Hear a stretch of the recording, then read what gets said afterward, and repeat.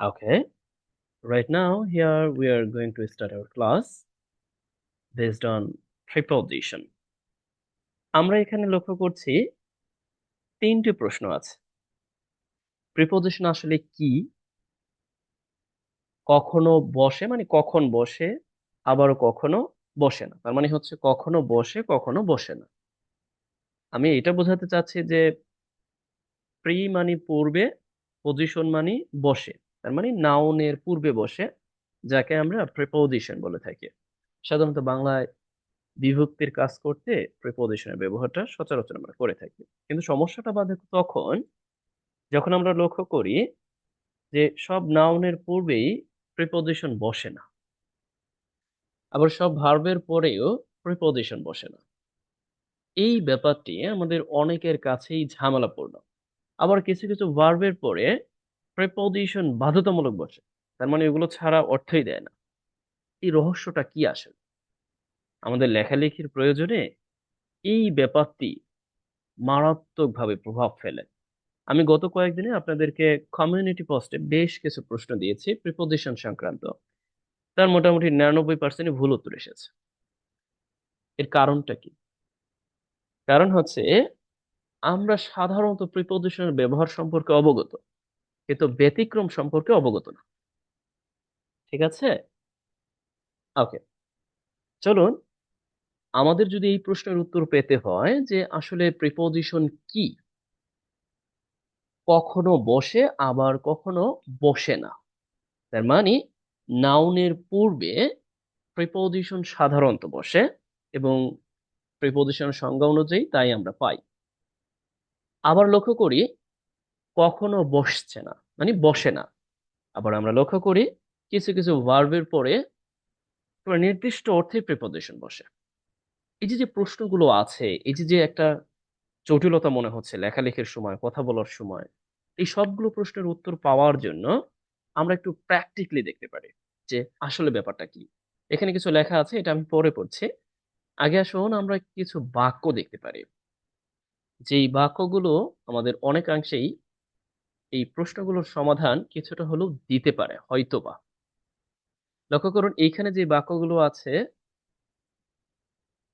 Just একটু খেয়াল করুন। আম ফেসিং উইথ মেনি প্রবলেমস, এই বাক্যটি অনেকের মতেই ইতিমধ্যে হয়ে গিয়েছে, তার মানে প্রিপোজিশনাল সংক্রান্ত সমস্যা থাকার কথা না। অনেকেই আপনারা ধরে নিয়েছেন এই বাক্যটি সঠিক, বাট এটা ভুল আছে। আবার লক্ষ্য করুন, I contacted with you last night, গতকাল আমি তোমার সাথে, গত রাতে আমি তোমার সাথে যোগাযোগ করেছিলাম, মানে যোগাযোগ করেছিলাম। প্রশ্নটা হলো এটাও কিন্তু সঠিক আছে অনেকের মতে। আপনারা বলবেন ও হ্যাঁ এটা তো সঠিক। তোমার সাথে বলতে দ্যাট মিনস সাথে উত্তর দেওয়ার জন্য উইথ, হ্যাঁ সঠিক আছে, তাই তো? আবারও এইখানে উইথ সঠিক আছে, অনেকে হয়তো বা অ্যাপ্রোপ্রিয়েট প্রিপোজিশন হিসেবে ধরেই নেন এটা সঠিক, বাট এই দুইটাই ভুল। প্রিপোজিশন সংক্রান্ত সমস্যায় এই দুইটাই বিবেচিত হচ্ছে ভুল বলে। তারপর লক্ষ্য করুন যেটা আমরা সাধারণত উদাহরণ হিসেবে ছোটবেলা থেকে পেয়ে থাকি, the teacher will discuss about the climate change, সবাই সি, এইখানেও এই প্রিপোজিশনটা ভুল আছে। মানে অর্থটা হচ্ছে এই যে ক্লাইমেট নিয়ে, তার মানে জলবায়ু পরিবর্তন নিয়ে তার কথা বলবেন বা আলোচনা করবেন, বাট নিয়ে অর্থ প্রদানে আমরা প্রিপোজিশন হিসেবে অ্যাবাউট ব্যবহার করাটা আমাদের মানে ধার্য আর কি। আমরা সচরাচর প্রিপোজিশনের সংজ্ঞা অনুযায়ী বা প্রিপোজিশন অর্থ অনুযায়ী আমরা এটাই বুঝতে পারি, বাট এটাও ভুল আছে, একটু লক্ষ্য করুন। তারপরে দেখুন, students are demanding for human rights, মানে এই যে যে মানবাধিকার আছে, মানবাধিকারের জন্য ছাত্রছাত্রীরা দাবি করতেছে, তার মানে জন্য প্রধানে আপনার ফর ব্যবহার করতে হবে, তাই না? বাট এই বাক্যটা ভুল, প্রিপোজিশন সংক্রান্ত ভুল। এখন আপনার প্রশ্ন হতে পারে না, তার সব তো ভুল বলে যাচ্ছেন, তার সঠিক কখন বলবেন? সঠিক বলার জন্য একটাও মুখস্থ করতে হবে না, জাস্ট একটা লাইন যথেষ্ট, একটাও মুখস্থ করতে হবে না। আমি বলে দিচ্ছি, একটু দেরি করুন। তারপর লক্ষ্য করুন, he has mate with his girlfriend the day before yesterday, তার মানে গতকালের আগের দিন, গত পরশু দিন তিনি তার গার্লফ্রেন্ডের সাথে দেখা করেছেন। সরি টু সে, এটা একটু ভুল হয়েছে। আমরা যেটা করতে পারি শুধু দিতে পারি। ঠিক আছে, জি। দেখা করেছিলেন, রাইট। তার মানে সাথে দেখা করেছেন, এখানে তো উইথ হবে, but this is another mistake. এটাও ভুল। আবার লক্ষ্য করুন, I am going to give a surprising offer to you. এটা তো সবার চোখে হ্যাঁ এটা ঠিকই আছে, বাট এটাও ভুল, এটাও ভুল। তারপরে আই জয়েন, আমি মানে অংশগ্রহণ করেছিলাম in the meeting last year, গত বছরে আমি মিটিংটিতে অংশগ্রহণ করেছিলাম। দেখুন মিটিংটিতে হয়তোবা আপনার এই যে যে টিতে বিভক্তি, তার মানে হচ্ছে আপনি ডেফিনেটলি বলতে পারেন ও হ্যাঁ এটা তো প্রিপোজিশন, ইন ব্যবহার করতে হবে, বাট এটাও ভুল। এখন আপনার প্রশ্ন হতে পারে না যে আসলে ভুল কেন? দেখুন, সবগুলো প্রশ্নের উত্তর পাওয়ার জন্য আমাদের এখানে থাকা একটি টেবিল যথেষ্ট, যেটা আপনারা ইতিমধ্যেই রেকর্ডেড কোর্সের অংশ হিসাবে ক্লাস 11তে সুন্দরভাবে এই যে মেইন ফাইলটা আছে সেই মেইন ফাইলের শেষের দিকে পেয়ে যাবেন। এই জন্য এইটা নিয়ে আর আমি বিস্তর আলোচনা করছি না, তারপরও সময় সুযোগ হলে আমি এটা করে দিব। কিন্তু এই ব্যাপারগুলোকে আপনি একসাথে কিভাবে বুঝবেন, এইটা বোঝাটা অনেক বেশি জরুরি। এটা বোঝার জন্য আমাদের ঠিক এই জায়গাটা একটু সময় দিতে হবে। লক্ষ্য করুন, আমরা কি করতে পারি, ঠিক এই জায়গাটা সময় দিব, একটু মনোযোগ দিয়ে পড়ি। চাইলে আপনারাও পড়ে নিতে পারেন, অবশ্য তারপরও আমি দেখাচ্ছি। লক্ষ্য করুন যে নিচে একটি তালিকা দেয়া হলো ইংরেজি ভাষাভাষী মানুষ বা আমরা যারাই বলি যারা শিখতে চাই, যেখানে ইংরেজি ভাষায় এমন কিছু ক্রিয়া যা ট্রানজিটিভ ভার্ব নামে পরিচিত। এক কথা অনেক সময় ট্রানজিটিভ ভার্ব হিসেবে আমরা ব্যবহার করে থাকি। এখন যদি প্রশ্ন করেন ট্রানজিটিভ ভার্ব কি, এটার উত্তরটাও আপনারা কিন্তু ইতিমধ্যে পেয়েছেন বা পাবেন যারা নিয়মিত ক্লাসগুলো দেখেন। তারপরে আমি আজকে বলে দিব। উল্লেখ করা হয়েছে যেগুলোর সাথে অতিরিক্ত বা ভুল প্রিপোজিশন ব্যবহার করা হয়। তার মানে আমি এতক্ষণ পর্যন্ত যেগুলো ভার্ব বলেছি সবগুলোই ট্রানজিটিভ ভার্ব। এখন এই ট্রানজিটিভ, কিছু আছে ট্রানজিটিভ, কিছু চরিত্র আছে ইনট্রানজিটিভ, আমি সব বলে দিব। এখন এইগুলোর পরে স্বভাবতই প্রিপোজিশনের প্রয়োজন হচ্ছে না, রাইট? কারণ এগুলো ভুল বা অতিরিক্ত প্রিপোজিশন। তারপর লক্ষ্য করুন, সাধারণত ইনট্রানজিটিভ ভার্বের পরে প্রিপোজিশন হয়। এখন আবার বলতে পারেন ইনট্রানজিটিভ ভার্ব কি, এটাও কিন্তু আমি আপনাদেরকে ভালোভাবে অবগত করেছি, ট্রানজিটিভ ইনট্রানজিটিভ। আমি যদি এখানেও একটু বলে দিই, ট্রানজিটিভ বলতে বোঝাচ্ছে এই যেই ভার্বের পরে সাধারণত একটি অবজেক্ট চলে আসে, ডাইরেক্ট অবজেক্ট। আর ইনট্রানজিটিভ মানে হচ্ছে যেই ভার্বের পরে সাধারণত অবজেক্ট আসে না, তার মানে অবজেক্ট ছাড়াও কাজ করে। যেমন লক্ষ্য করুন, আমি যদি উদাহরণস্বরূপ বলি, জাস্ট একটু দেখাচ্ছি, যদি আমরা প্র্যাকটিক্যালি দেখবো, গো আপ। গো আপ এর অর্থটা কি?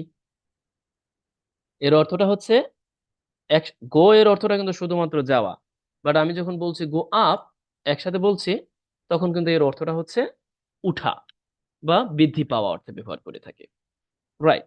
তখন এটি কিন্তু একটা ইন্ট্রানজিটিভ ভার্ব, কারণ এ কিন্তু একসাথে অর্থ দেয়। আবার শুধু গো, এটাও কিন্তু একা একা অর্থ দেয়। গো, এটাও একা একা অর্থ দেয় যাওয়া অর্থে। আই গো, সে মানে হি গোজ, দে গো, উই গো, সিম্পলি কিন্তু একা অর্থ দেয়, রাইট? এই জন্য এটা হচ্ছে ইন্ট্রানজিটিভ ভার্ব।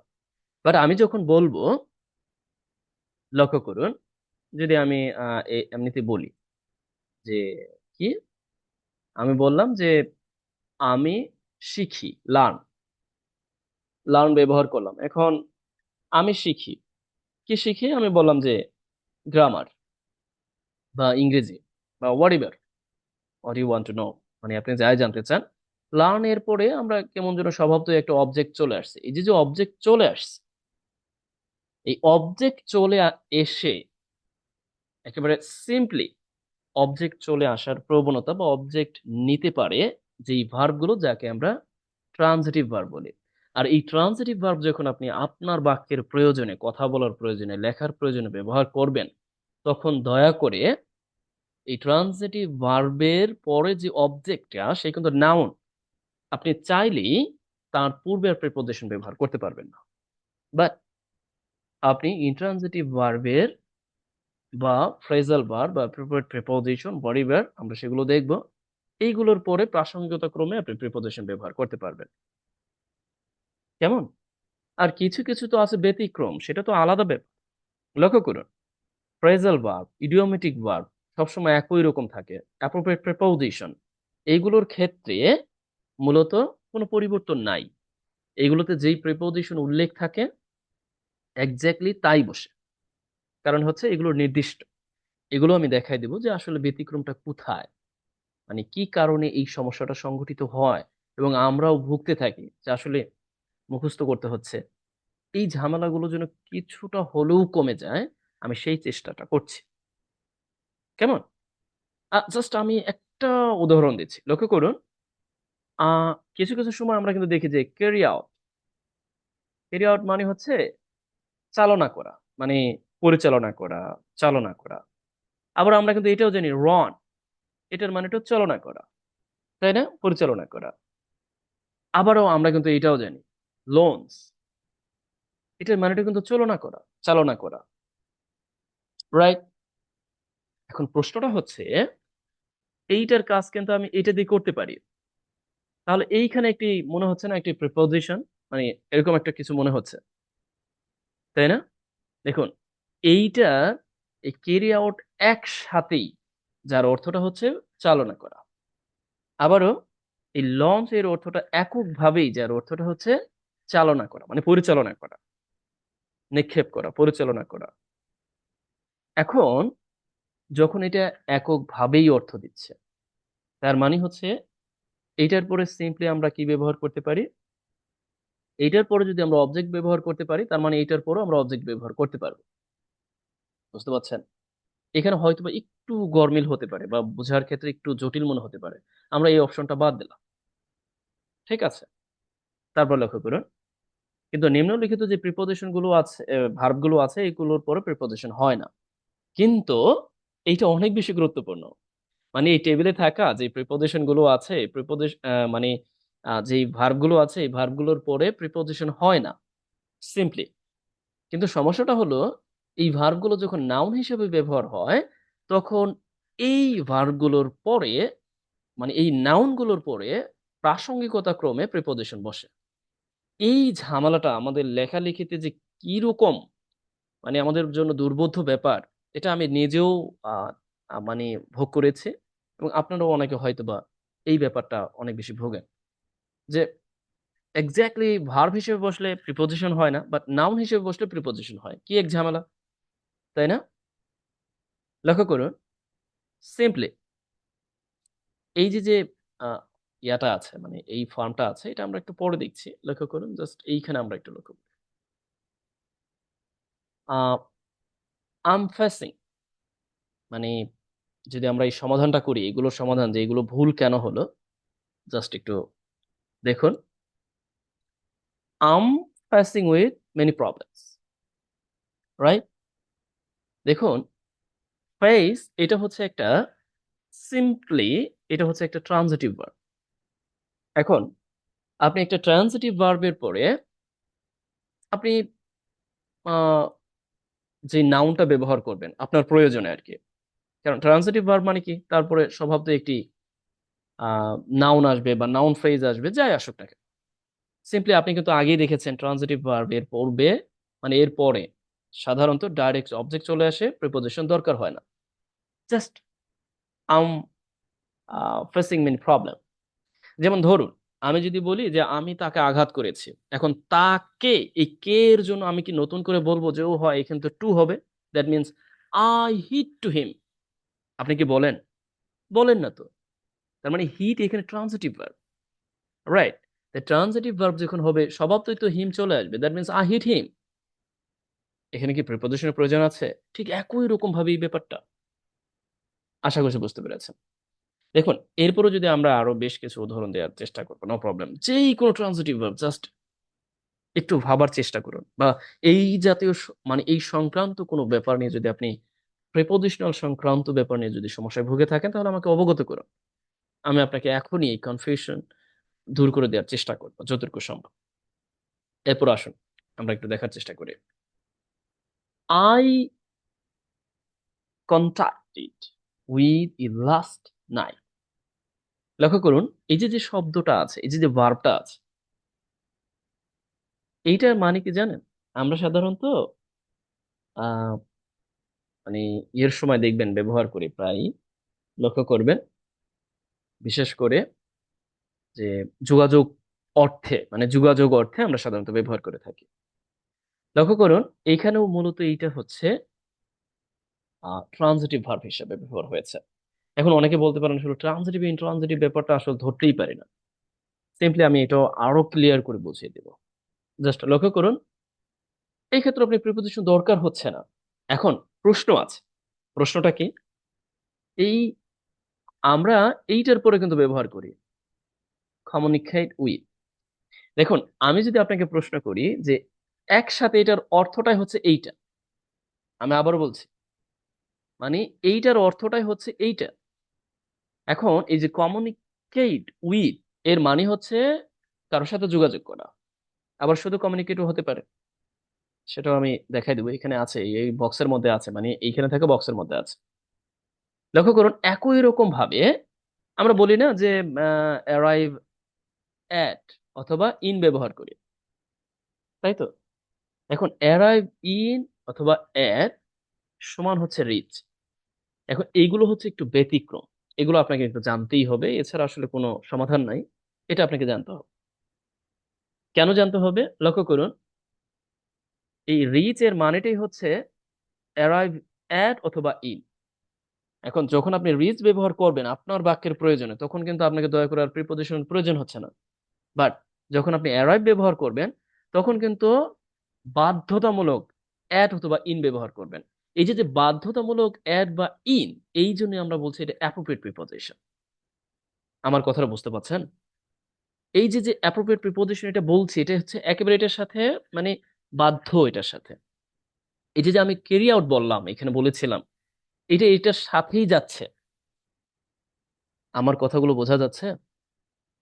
যদি না বুঝতে পারেন, আমি দয়া করে আমাকে মেসেজ অবগত করতে পারেন যে ইয়েস, আপনি বুঝতে পারছেন কি পাচ্ছেন না। ব্যাপারটা হলো, আমরা যখন লক্ষ্য করছি যে এইটার অর্থই হচ্ছে এইটা, তার মানে আপনি যখন রিজ ব্যবহার করবেন তখন আপনাকে প্রিপোজিশন ব্যবহার করতে হবে না। যেই কোনো স্থানের পূর্বেই মানে আপনি রিজ ব্যবহার করে দিতে পারবেন। সিম্পলি আপনি যদি লক্ষ্য করেন যে ইয়েস, আমি আহ, সে আগামীকাল ঢাকা পৌঁছাবে, ঢাকায় পৌঁছাবে, হোয়াট এভার, দ্যাট মিনস আপনি সিম্পলি বললেন যে হি উইল রিচ। এখন কি ইন দিবেন নাকি অ্যাড দিবেন? ঝামেলা না। এরপরে যেহেতু বড় স্থান, আপনি সিম্পলি হয়তো বা ইন দিয়ে দিবেন যে ও হ্যাঁ, এটাতে ইন হবে, বাট নট। কারণ কি জানেন? কারণ হচ্ছে এখানে মূলত এই ভার্বটির অর্থই হচ্ছে এইটা, পৌঁছানো। এখন পৌঁছানো অর্থে যেহেতু এখানে ইন অথবা এট আছে, সিম্পলি আছে এখানে, এই জন্য নতুন করে আর দিতে হবে না। জাস্ট হি উইল রিচ, মানে সে ঢাকা পৌঁছাবে। একটু কমপ্লিকেটেড মনে হতে পারে, যে একটু জটিল মনে হচ্ছে, আরো বেশি একটু পরিষ্কার হতে হবে এই ব্যাপারগুলো। হ্যাঁ, আমি এই ব্যাপারে আরো পরিষ্কার করব। লক্ষ্য করুন, আমি এখানে বলেছি the teacher will discuss the climate change, মানে ক্লাইমেট চেঞ্জ নিয়ে তিনি আলোচনা করবেন, জলবায়ু পরিবর্তন নিয়ে তিনি আলোচনা করবেন, হি উইল সে। এখন আপনার মনে হতে পারে না তাহলে নিয়ে অর্থ প্রদানে তাহলে ডিসকাস এর পরে ডেফিনেটলি এখানে এটা হবে। দেখুন, ডিসকাস ব্যাপারটা কি জানেন? এই ডিসকাস ব্যাপারটা হচ্ছে মূলত ঠিক এই রকম, টক অ্যাবাউট। তার মানে এখানে কিন্তু প্রিপোজিশন আছে।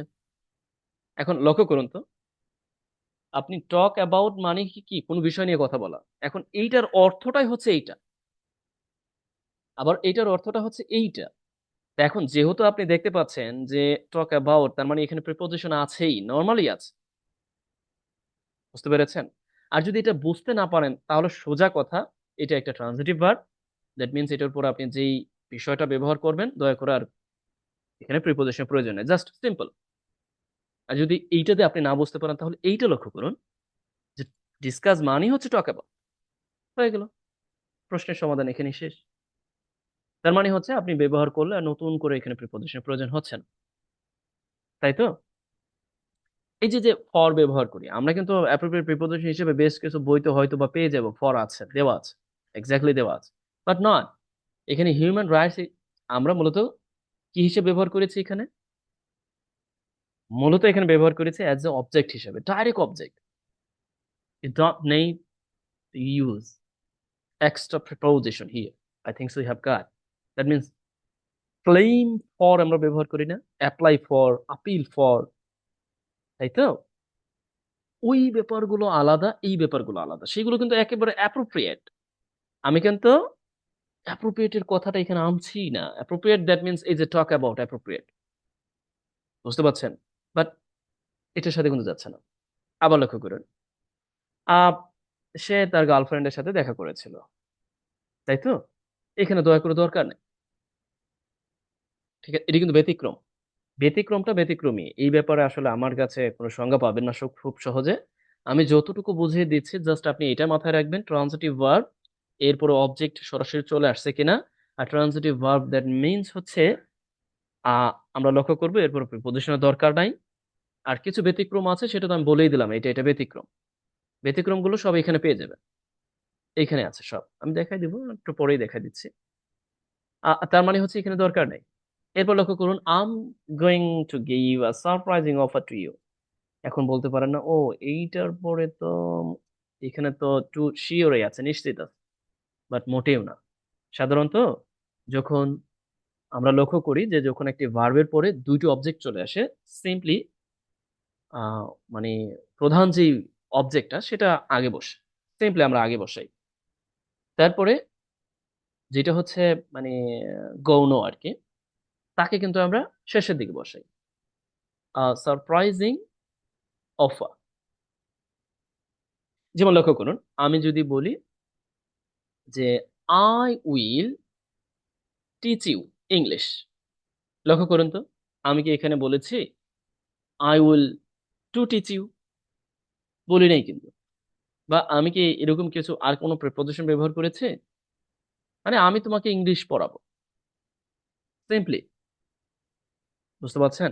আবার যদি দেখুন, আমি সিম্পলি যদি বলি যে I will send you a letter, এখন দেখুন তো আমি কি কোনো প্রিপোজিশন ব্যবহার করেছি? এই যে যে ব্যবহার করলাম, আমরা যে গৌণ যে মানে দুইটা অবজেক্টের গৌণ অবজেক্টটা এটা আমরা শেষের দিকে দিয়ে দিচ্ছি সিম্পলি। এই জন্য আমাদের কিন্তু এইখানে নতুন করে প্রিপোজিশন প্রয়োজন হয়নি। তারপর লক্ষ্য করুন, জয়েন, মানে জয়েন্ট হচ্ছে এমন একটি শব্দ, এইটার পরেও মানে এই ব্যাপারটা হচ্ছে এইরকম, মানে আসলে যেটা না বললেই নয়, জয়েন মানে হচ্ছে এইটা, জাস্ট এইটা যদি মাথায় রাখেন, টেক পার্ট ইন, বুঝতে পারছেন? জয়েন মানে হচ্ছে টেক পার্ট ইন। এখন টেক পার্ট ইন মানে হচ্ছে পুরো অংশটাই এইটা জয়েন।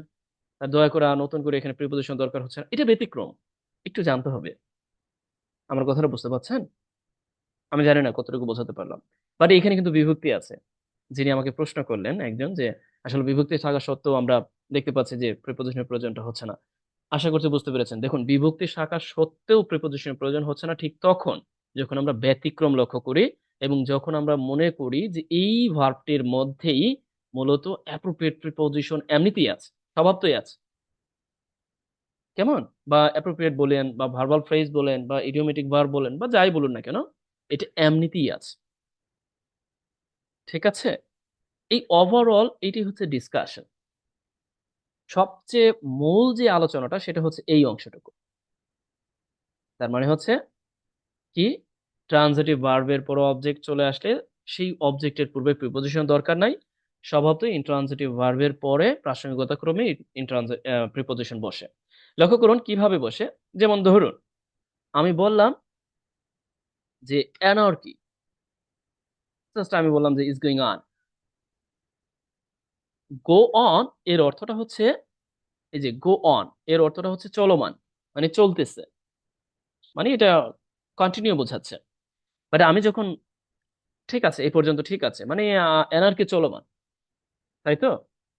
এখন আমি যদি বলি যে আমাদের দেশে অ্যানার্কি চলমান, এখন আমাদের দেশে আওয়ার কান্ট্রি দিলাম,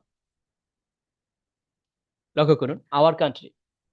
এখন এই যে দেশে, আওয়ার কান্ট্রি মানে এটা হচ্ছে আমাদের দেশ, দেশে এই যে যে এ, এইটা বলার জন্য আমাকে কি এখানে প্রিপোজিশনের প্রয়োজন হচ্ছে?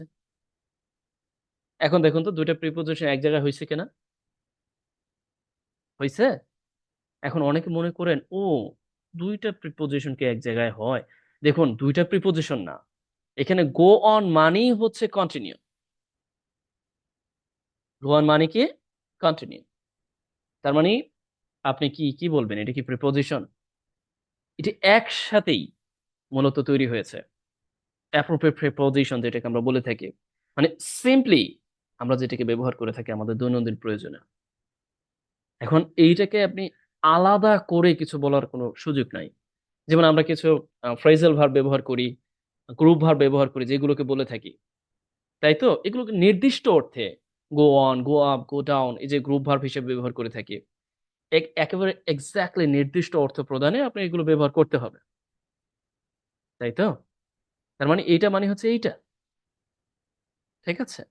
ওকে, আসুন আমরা যদি আর একটু দেখার চেষ্টা করি। আমরা এখন আমাদের যে মূল আলোচনা, আমরা সেখানে একটু আসি। এই দিকে লক্ষ্য করুন, সিম্পলি দেওয়া আছে। ও হ্যাঁ, আরেকটি ব্যাপার আমি আপনাদের এইখানেই দেখাই। এই যেমন আমি বললাম যে এখানে ইয়া দরকার নাই, তার মানে হচ্ছে ডিসকাশন, মানে ডিসকাস মানে হচ্ছে টক অ্যাবাউট, তার মানে এরপরে আর প্রিপোজিশন নতুন করে দরকার নাই। কিন্তু ঝামেলাটা হচ্ছে যখন আমি এগুলোকে নাউন হিসেবে ব্যবহার করব। যেমন লক্ষ্য করুন, জাস্ট আমি একটা কলাকুশন ব্যবহার করি যে I will make a discussion. Discussion মানে আমি একটি আলোচনা করব। I will make a discussion about climate change. লক্ষ্য করুন, এখন কিন্তু প্রিপোজিশন বসেছে। এখন আপনার কাছে মনে হতে পারে না এই তো ঝামেলাটা বাধাই দিলেন। দেখুন, আমি স্পষ্টতই আপনাকে বলে দিয়েছি এই ভার্বগুলোর পরে প্রিপোজিশন হয় না, কিন্তু এই ভার্বগুলো যদি নাউন হিসেবে ব্যবহার হয় তখন প্রাসঙ্গিকতা ক্রমে প্রিপোজিশন বসে। বুঝতে পারলেন? যেমন লক্ষ্য করুন, সিম্পলি আমরা বলি না যে অবৈধ রাষ্ট্রটি কি করেছে? অবৈধ রাষ্ট্রটি অ্যাটাক করেছে। কাকে অ্যাটাক করেছে? যদি প্রশ্ন করি, অ্যাটাক করেছে মূলত ইরানকে, রাইট? এখন হয় না, আপনি বলতে পারেন ও ইরানের উপর অ্যাটাক করেছে, হ্যাঁ ওয়ান হবে। না, ওয়ান তো প্রয়োজন নাই। কেন প্রয়োজন নাই? কারণ এটা সরাসরি ডাইরেক্ট আমি অবজেক্ট বসাই দিছি। অবজেক্ট বসাই দিছি, তাহলে প্রয়োজন কেন? দরকার নাই। আমার কথাটা বুঝতে পারলেন? কিন্তু যখন আবার আমি বলবো যে এইরকম ভাবে অবৈধ রাষ্ট্রটি কি করেছে, এইভাবে, হ্যাঁ, মেড অ্যান অ্যাটাক, তখন কিন্তু আবার আমাকে প্রিপোজিশন ব্যবহার করতে হচ্ছে। কি, এখনই আপনাদের দিলাম একেবারে পুরোপুরি গুলাই ফেলাইলাম না? মানে ঝামেলা তৈরি করে দিলাম যে এই আবার কি করতেছেন, এখানে নাই এখানে আছে। একেবারে সিম্পল একটি ব্যাপার। আপনি যখন দেখতে পাচ্ছেন আপনি ভার্ব হিসেবে ব্যবহার করছেন, ট্রান্সিটিভ ভার্ব হিসেবে, তারপরে যখন দেখতে পাচ্ছেন একটি অবজেক্ট চলে আসছে, তার মানে আপনার প্রিপোজিশনের প্রয়োজন নাই। কিন্তু যখন আপনি নাউন হিসেবে ব্যবহার করছেন ঠিক ওই ভার্বগুলোকেই, তখন আপনাকে প্রিপোজিশন প্রাসঙ্গিকতা ক্রমে ব্যবহার করতে হবে। এই তো, বুঝতে পারছেন? যেমন লক্ষ্য করুন, আপনি বললেন যে আই ট্রাই, এইভাবে যে I try to stress. Stress মানে আমার যেই বুকিশ পড়াশোনা আছে, আমার বুকিশ পড়াশোনায়, পুঁথিগত পড়াশোনায় আমি একটু উম, জোর দিই। এখন অনেকের কাছে এটা সঠিক না, মানে জোর দেওয়া অর্থে মানে আমার পড়াশোনার উপর আমি অনেক জোর দিই। ওকে, আমাকে মেসেজ অবগত করুন কি এটা কি সঠিক নাকি সঠিক না? মানে এই বাক্যটি সঠিক কি সঠিক না, প্রিপোজিশনের ক্ষেত্রে এসে ব্যবহারটা লক্ষ্য করুন। জি, আমাকে বলুন তো দেখি।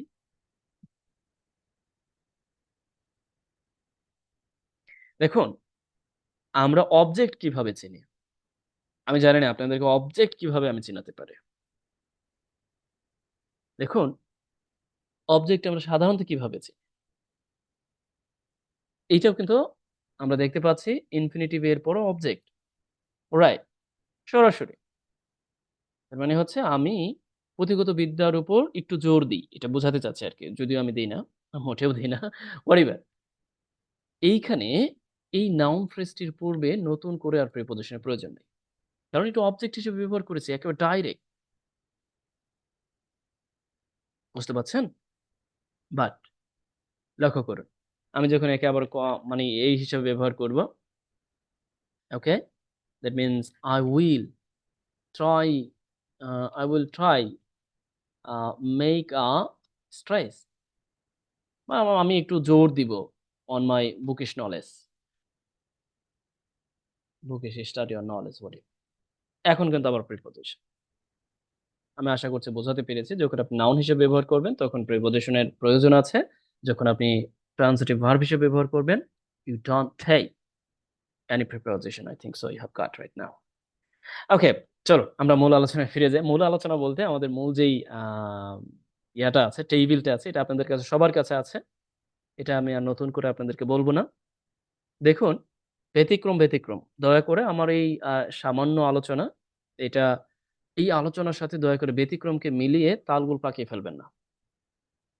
কারণ হচ্ছে যেইগুলো অপেক্ষাকৃত অনেক বেশি কমন, একই সাথে ব্যতিক্রম, সেগুলো ইতিমধ্যে আমি এই টেবিলটার মধ্যে সব উল্লেখ করে দিয়েছি, একটাও বাদ নেই। আর আরেকটা ব্যাপার সব সময় মাথায় রাখবেন, ট্রানজিটিভ ভার্বের পরে প্রিপোজিশন বসে না, জাস্ট এনাফ, আর কিছু লাগবে না। আর ব্যতিক্রমগুলো এখানে দেওয়া আছে। এখন যদি বলেন অ্যাপ্রোপ্রিয়েট প্রিপোজিশন, তারপরে হচ্ছে, ও হ্যাঁ, ওকে, একজনে বলেছেন অবজেক্ট আপনি কিভাবে আইডেন্টিফাই করবেন, তাই তো? দেখুন, ব্যতিক্রমগুলো ছাড়া অবজেক্ট আপনি আইডেন্টিফাই খুব সহজেই করতে পারবেন। সেটা হলো, আমরা কিন্তু স্বভাবতই জানি যে অবজেক্ট নির্ণয় করা যায় কিভাবে। সেটা হলো, আমরা কিন্তু কি বা কাকে দ্বারা প্রশ্ন যখন করি তখন অবজেক্ট খুঁজে পাই। আবার বলছি, কি বা কাকে দ্বারা যখন আমরা প্রশ্ন করি তখন আমরা অবজেক্ট খুঁজে পাই। বুঝতে পারছেন? যেমন জাস্ট একটু, এটা কিন্তু দেখুন, যেটা ব্যতিক্রম সেটা কিন্তু আমি বলেছি ব্যতিক্রম, আর যেটা একেবারে সিম্পল সিম্পল ব্যাপার, যেমন ধরুন আমি আপনাকে বললাম এরকম ভাবে, ওকে ওকে, আমি সিম্পলি যদি আপনাকে বলি, লক্ষ্য করুন, আপনি ভার্বকে প্রশ্ন করলেন, হ্যাঁ ভার্বকে প্রশ্ন করতে হবে, জি। দেখুন, আমি সিম্পলি যদি এইটা বলি যে আমি আপনাদেরকে okay I am teaching you, right, I am teaching you, আমি আপনাদেরকে কি শেখাচ্ছি? সিম্পলি আমি বললাম যে আমি আপনাদেরকে কনফিউশিং কনফিউশিং প্রিপোজিশন শেখাচ্ছি, প্রিপোজিশন শেখাচ্ছি, রাইট। এখন আমি যদি বলি ভার্বকে প্রশ্ন করি, মানে আমি কি শেখাচ্ছি, সিম্পল ভাবে আপনার উত্তরে কনফিউশিং প্রিপোজিশন। এখন যেহেতু এটা একটা অবজেক্ট, তার মানে এখন কি আর প্রিপোজিশনের দরকার আছে? দরকার নেই। আমার কথাটা সিম্পলি বুঝতে পারছেন? প্রিপোজিশন দরকার হচ্ছে না। এখন আমি যদি বলি যে আমি কি, আমি সিম্পল ভাবে বললাম এরকম ভাবে যে ওকে আই উইল টক, ওকে আমরা এভাবে বললাম যে আই উইল ডিসকাস, কি সিম্পল ভাবে বললাম যে I will discuss climate change, or আমি বললাম I will discuss hmm international affairs, affairs right now let's see. একটা ব্যাপার লক্ষ্য করুন তো, আমি যদি বলি আমি কি ডিসকাস করব, ইন্টারন্যাশনাল অ্যাফেয়ার্স ডিসকাস করব, তাই না? ধরুন আমি যদি বলি যে he will he will learn, সে শিখবে, এখানে কিন্তু শেষ হচ্ছে না, সে শিখবে কি, ইংরেজি শিখবে। আমার কি প্রিপোজিশনের প্রয়োজন হচ্ছে? আমি যদি বলি কি শিখবে, ইংরেজি শিখবে। বুঝতে পারছেন? একটা সিম্পল ব্যাপার। যেমন ধরুন আমি কি করেছি, ধরুন আমি হিট করেছিলাম, যাই হোক, আমি হিট করেছি, সিম্পলি বললাম যে আপনাদেরকে, ইউ। এখন আমি যদি বলি আমি হিট করেছি, তার মানে হিট করেছি কাকে? আপনাদেরকে। তার মানে কে, কাকে, কাকে দ্বারা প্রশ্ন করলো, কাকে হিট করেছি? আপনাদেরকে হিট করেছি। আমার কি কোনো প্রিপোজিশনের প্রয়োজন আছে? মোটেই প্রয়োজন নাই। আমার কথা সিম্পলি বুঝতে পারলেন? এরপর লক্ষ্য করুন, হিট করেছি, যদি এখন আমি যদি বলি যে আমি আপনাদেরকে হিট করেছি, এই পর্যন্ত ঠিক আছে। এখন যদি বলি আমি আপনাদেরকে আমার কথা দিয়ে হিট করেছি, বুঝতে পারছেন? যদি বলি যে আমি ব্যাট দিয়ে হিট করেছি, তখন কিন্তু সেই কথা বা সেই ব্যাতের পূর্বে আবার প্রিপোজিশনের প্রয়োজন আছে, বুঝতে পারলেন? তখন তার আপনি ভার্ব হিসেবে ব্যবহার করছেন না, তখন তো আপনি নাউন হিসেবে ব্যবহার করছেন। তখন কিন্তু তার পূর্বে আবার প্রিপোজিশন চলে আসবে। লক্ষ্য করুন, আমি যদি আপনাদেরকে একটু আরো বেশি এই ব্যাপারে আরো আরো একটু ক্লিয়ার করে দিতে চাই। যেমন হয় না যে আমরা প্রায় সময় লক্ষ্য করি যে কিছু কিছু বাক্যে, আর যদি কনফিউশিং যুক্ত বাক্য যদি আপনাদের কাছে থাকে, দয়া করে সেগুলো আমাকে বলতে পারেন যে হ্যাঁ, এই ধরনের বাক্য আমার কাছে কনফিউশিং মনে হয়, আমি প্রিপোজিশন ব্যবহার ক্ষেত্রে একটু দ্বিধান্বিত ভুগি। যেমন লক্ষ্য করুন সিম্পলি যে আপনি কখন আসলে প্রিপোজিশনটা স্বভাবতই এমনিতে নর্মালি হচ্ছে কখন। যেমন ধরুন, আমি এখানে একটা প্রিপোজিশন লিখছি যে students, students and the public, মানে ছাত্র জনতা বোঝাতে। ওকে, আমি লিখলাম এরকম ভাবে, কি হয়েছিল, সরকারের বিরুদ্ধে দাঁড়িয়েছে, তাই না? সরকারের বিরুদ্ধে দাঁড়িয়েছে।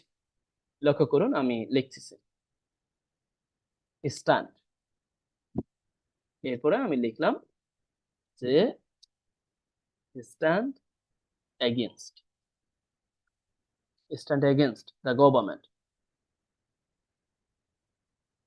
এখন কেউ কেউ আবার প্রশ্ন করবেন, এই তো, এটা তো একটা অবজেক্ট, হুম, তার মানে হচ্ছে এটা তো প্রিপোজিশন হবে না। দেখুন, ঝামেলাটা এখানেই। কেন এখানে? স্ট্যান্ড হচ্ছে একটা ইন্ট্রানজিটিভ ভার্ব। আমার কথাটা সিম্পলি বুঝতে পারছেন? স্ট্যান্ড দাঁড়িয়ে থাকা একটা ইন্ট্রানজিটিভ ভার্ব। কারণ আমি যদি বলি যে আই স্টুড দেয়ার, আমি সেখানে দাঁড়িয়েছিলাম, এখন এখানে কি কোনো অবজেক্টের প্রয়োজন হয়েছে? প্রয়োজন হয়নি। তার মানে এটা কি অবজেক্ট ছাড়া অর্থ দিচ্ছে? তার মানে হচ্ছে এটা একটা ইন্ট্রানজিটিভ ভার্ব। এখন ইন্ট্রানজিটিভ ভার্বের পরে আমি তো বলেছি প্রাসঙ্গিকতা ক্রমে আপনি যে কোনো প্রিপোজিশন বসাতে পারবেন। তার মানে কি, সরকারের বিরুদ্ধে দাঁড়িয়েছিলেন, আপনি যদি বলেন সরকারের পক্ষে, তাহলে জাস্ট প্রিপোজিশনটা যুক্ত করে দিবেন।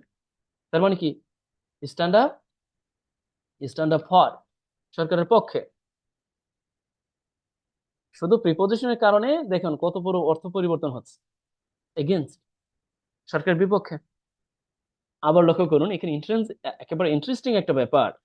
যেমন ধরুন, আমরা বললাম যে স্টুডেন্টস এন্ড দ্য পাবলিক, এরকম ভাবে বললাম যে yes and go, one a against the divorce government. Okay, here we see and fallen or ousted government. এখন এই যে আউস্টেড গভর্নমেন্টের বিরুদ্ধে দাঁড়িয়ে গিয়েছিল আর কি, বলিবার আপনি সিম্পলি এটা না বলে আপনি এটা বলতে পারেন যে এই পাবলিকদের যে স্টুডেন্টদের যে ভয়েস আছে, সেটা সরকারের এই সিম্পলি আমরা যদি বলি যে পতিত সরকারের বিরুদ্ধে গিয়েছিল। এখন কেউ কেউ বলতে পারে না, হুম, এটা তো অবজেক্ট, তার মানে হচ্ছে এখানে তো প্রেপদ দেখুন। এখন নর্মাল একটা ব্যাপার জাস্ট বোঝার চেষ্টা করুন। আপনি যখন বিরুদ্ধে বলছেন, বিরুদ্ধে এর জন্য তো আপনাকে ইংরেজি ব্যবহার করতে হবে না? এখন সেই বিরুদ্ধের ইংরেজিটা কি? এগেইনস্ট। আর যাওয়ার ইংরেজিটা কি? গো। বিরুদ্ধে যাওয়া, পক্ষে যাওয়া। তাহলে আপনি পক্ষে যাওয়া অর্থে লিখবেন, জাস্ট প্রিপোজিশনের পরিবর্তনটা। এখন কেউ কেউ বলতে পারেন তাহলে গো কি? গো ডেফিনেটলি একটা ইন্ট্রান্সিটিভ ভার্ব। কারণ লক্ষ্য করুন, আই গো অর্থ দিচ্ছে, হি গোজ অর্থ দিচ্ছে, দে গো তারা যাচ্ছে অর্থ দিচ্ছে। তার মানে এখানে অবজেক্টের প্রয়োজন হচ্ছে না। বাট আমি যদি বলতাম সিম্পলি যে স্টুডেন্টস বয়েজ বা স্টুডেন্টস এইভাবে যে মেটিকুলাস স্ট্র্যাটেজিস, স্ট্র্যাটেজিস তারপরে সিম্পলি যদি বলতাম এরকম ভাবে, ousted the previous government। এখন অনেকে বলবে না যে এখন কেন, এখানে তো গভর্নমেন্ট আছে, এখানে গভর্নমেন্ট আছে, এখন প্রিপোজিশন কেন দেন? ভাই কেন দেইনি, লক্ষ্য করুন তো। আমি কি এখানে বিরুদ্ধে বলেছি, পক্ষে বলেছি, সপক্ষে বলেছি, বিপক্ষে বলেছি, এমন কিছু বলেছি? আমি সিম্পলি বলেছি সরকারকে পতন ঘটিয়েছিল, পূর্ববর্তী সরকারের। এখন যদি বলি মানে কি করেছিল, সিম্পলি আমরা লক্ষ্য করি সরকারকে পতন ঘটিয়েছিল, সরকারের পতন ঘটিয়েছিল। ওকে, কাকে পতন ঘটিয়েছিল? সরকারের, পূর্ববর্তী সরকারের পতন ঘটিয়েছে। আমার কথাটা সিম্পলি বুঝতে পারছেন? তার মানে আমরা এখানে অবজেক্ট পাচ্ছি। এখন এই জন্য আমাদের আর প্রিপোজিশন প্রয়োজন হচ্ছে না। কিন্তু আমি যখন বলছি বিরুদ্ধে দাঁড়িয়েছিল, একটি ইন্ট্রান্সিটিভ ভার্ব ব্যবহার করে করছি, এখন ইন্ট্রান্সিটিভ ভার্বের পরে প্রয়োজন সাপেক্ষে আপনি যে কোনো প্রিপোজিশন ব্যবহার করতেই পারেন। সেটা হবে আপনার। যেমন এই যে আমরা যখন গোয়া ব্যবহার করছি, লক্ষ্য করুন, আমরা যদি বলি এরকম ভাবে যে প্রাইসেস অফ কমোডিটিস, জাস্ট এইভাবে যদি বলি যে went up in the market last year, গত বছর বাজারে দ্রব্যের দাম বেড়ে গিয়েছিল। এখন লক্ষ্য করুন তো, আমি এখানে ওয়েন্ট এগেনস্ট দিচ্ছি, বিরুদ্ধে যাওয়া, ওয়েন্ট আপ দিচ্ছি, এটা হয়ে যাচ্ছে উপরে ওঠা বা বেড়ে যাওয়া। যখন ওয়েন্ট ডাউন দিব তখন কমে যাওয়া, যখন ওয়েন্ট গো দিব তার মানে চলমান থাকা, যখন ওয়েন্ট অফ দিব তার মানে বন্ধ করে দেওয়া। যখন আমি ওয়েন্ট, এই একটা ব্যাপার, অনেকে বলতে পারেন এগুলো কিভাবে মুখস্থ রাখবো? মোটেও মুখস্থ রাখার দরকার নেই, শুধুমাত্র প্রিপোজিশনটাকে খেয়াল করুন, আপনি কি প্রিপোজিশন ব্যবহার করছেন। তবে হ্যাঁ, কিছু কিছু মুখস্থ করতে হবে, সেটা ব্যতিক্রম। বাট এছাড়া ম্যাক্সিমাম প্রিপোজিশনের উপর নির্ভর করছে। বাট এই যে ব্যতিক্রমটা কোথায়? ব্যতিক্রমটা হচ্ছে এই যে এই জায়গাটায়, যে লুক আফটার, তার মানে হচ্ছে দেখাশোনা করা, ওয়েট আপন, তার মানে দেখাশোনা করা, অ্যাটেন্ড অন, তার মানে দেখাশোনা করা, এইগুলো হচ্ছে ব্যতিক্রম।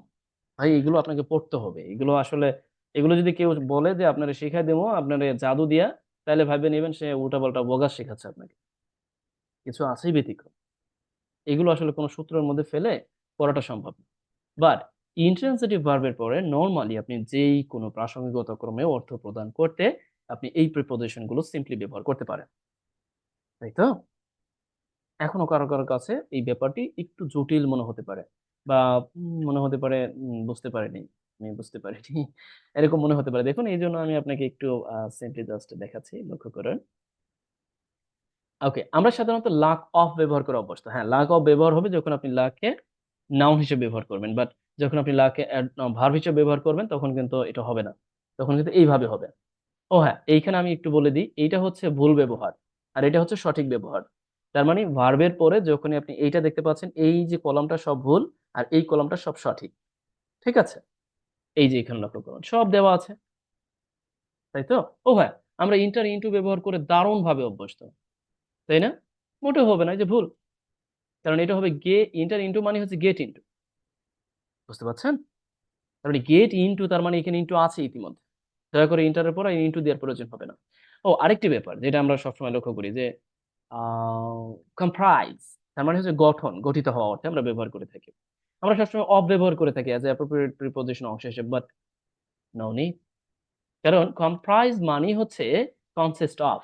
তার মানে আপনি যখন নির্দিষ্ট অর্থে অ্যাপ্রোপ্রিয়েট প্রিপোজিশন হিসেবে কনসিস্ট অফ ব্যবহার করবেন তখন ঠিক আছে, বাট কম্প্রাইজ ব্যবহার করলে আপনি কিন্তু আর দয়া করে প্রিপোজিশন প্রয়োজন হবে না।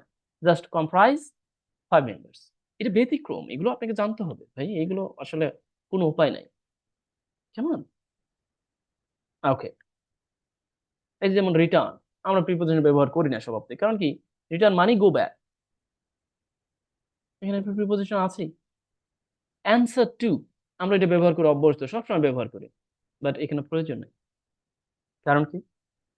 কারণ হচ্ছে অ্যান্সার দ্য কোয়েশ্চেন, এটা তো যদি বলি কিসের উত্তর দিলাম, কোশ্চেনের উত্তর দিলাম, সিম্পলি এটা একটা অবজেক্ট, এটা প্রিপোজিশনের প্রয়োজন নাই তো, কেন প্রিপোজিশন ব্যবহার করবেন? বাট যখন আপনি অ্যান্সারকে নাউন হিসেবে ব্যবহার করবেন তখন প্রিপোজিশনের প্রয়োজন হতে পারে, এবং হবেও বটে, ঠিক আছে?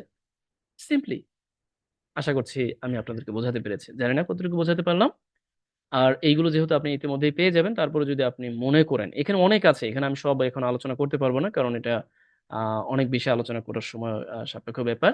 আমি আপনাদের যখন আমাদের নিয়মিত যে ক্লাস, সাপ্তাহিক ক্লাস, সেখানে আমি আর সুন্দরভাবে এই ব্যাপারগুলো সম্পর্কে আপনাদেরকে অবগত করব।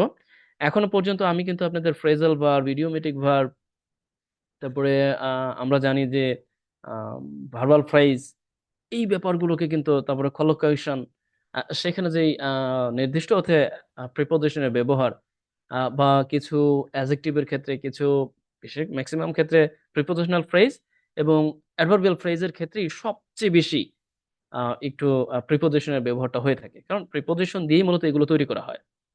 এখন সেগুলো প্রকৃত অর্থে কিভাবে তৈরি করা যায়, কিভাবে তৈরি হয়, এই ব্যাপারগুলো সম্পর্কে আমাদের যে সাপ্তাহিক ক্লাস সেখানে আপনারা আলোচনা পাবেন। এবং আমাদের রেকর্ডেড কোর্সের যে অন্তর্ভুক্ত যে ক্লাসগুলো আছে সেখানে আপনি একেবারে প্র্যাকটিক্যালি পাবেন, আপনি লক্ষ্য করবেন সেখানে আপনি পাবেন। এছাড়াও আমরা সাপ্তাহিক ক্লাসগুলোতে এই ব্যাপারগুলো নিয়ে আলোচনা করব। কেমন? আশা করছি বুঝতে পেরেছেন।